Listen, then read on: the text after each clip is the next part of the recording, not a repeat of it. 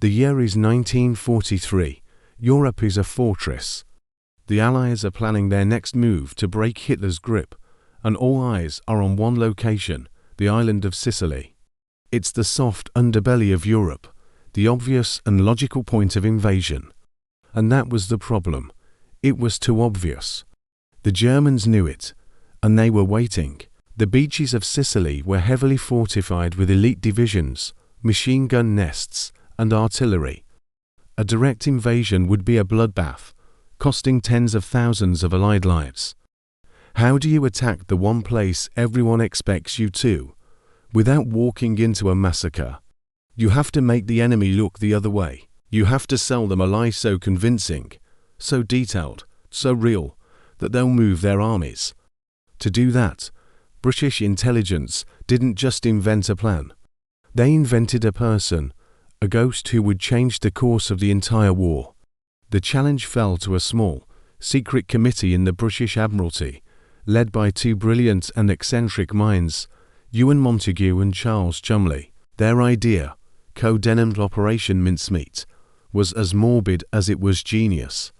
It was inspired by a throwaway idea from a 1930s spy novel.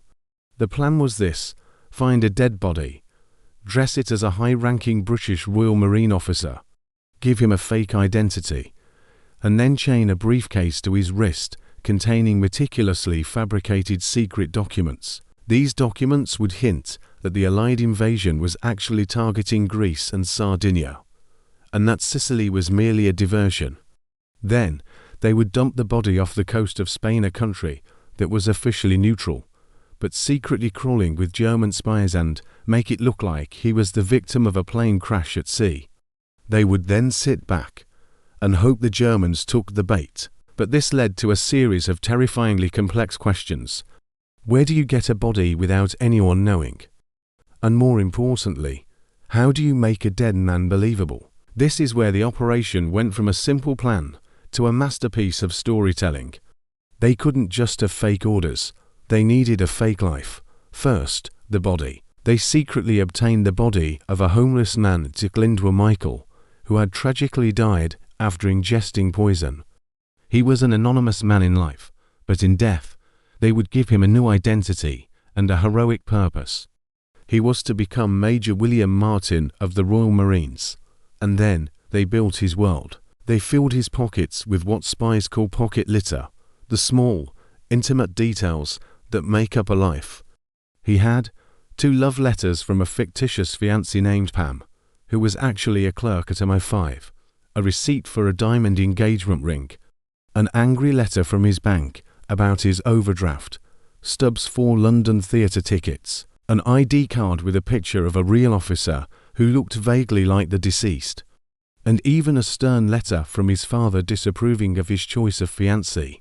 Every item was designed to paint a picture of a real, slightly careless, but dedicated officer.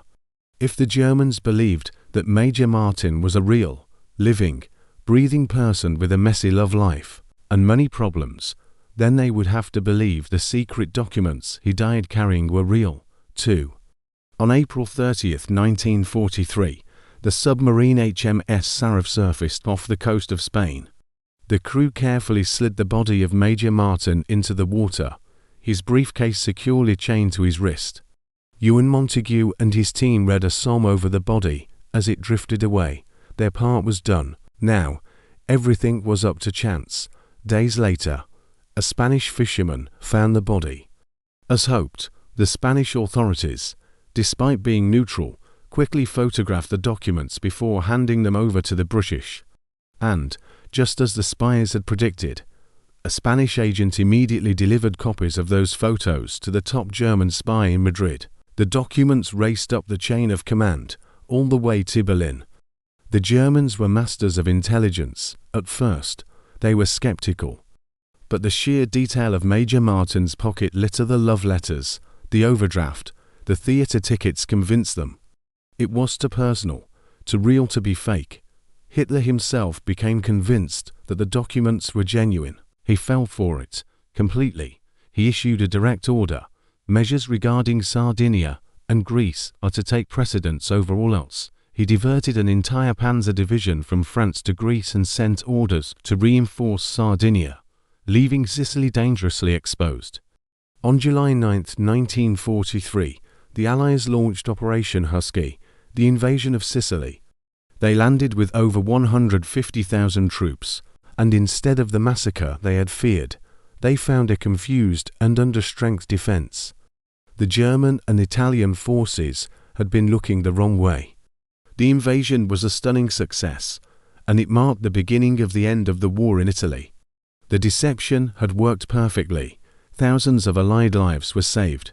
Winston Churchill later summarized the strategy perfectly. In wartime, truth is so precious that she should always be attended by a bodyguard of lies. Operation Mincemeat was that bodyguard, and the man at its heart, Glyndwr Michael, was eventually honored. The gravestone in Spain for Major William Martin now bears an additional inscription, acknowledging the real man who, in death, played a vital role in securing victory. An unbelievable deception, a ghost story written by spies, starring a man who never was, that completely fooled an empire and changed the outcome of World War II. It proves that sometimes the most powerful weapon in a war isn't a bomb or a tank, but a perfectly told lie. What's the most elaborate deception in history you've ever heard of? Let me know in the comments below. And if you want to uncover more unbelievable true stories, be sure to like and subscribe to the Curozone. Stay curious.